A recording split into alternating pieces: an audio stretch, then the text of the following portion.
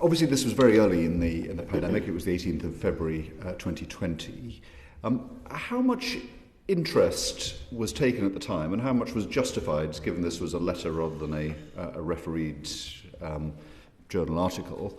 How much interest was paid to the author's potential conflicts of interest?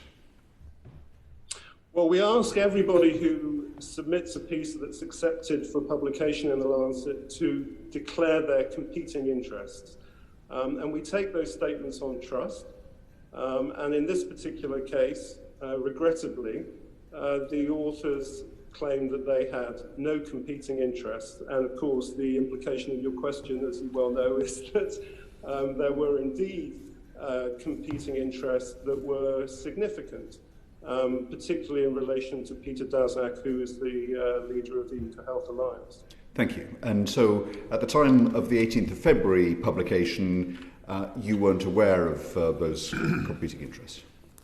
We were not aware of those competing interests, but we very quickly became aware of them afterwards because he was subject to considerable public criticism for signing this letter and saying that there were no competing interests. And then we ended up having a debate with him about, well, do you have a competing interest or not?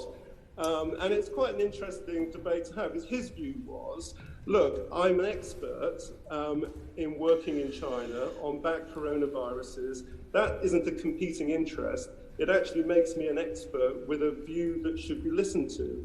Our take was, well, that might be your view, but in the court of public opinion, actually, that is a competing interest you should declare. And it took us over a year to persuade him to declare his full competing interest, which we eventually did in June of this year. Okay.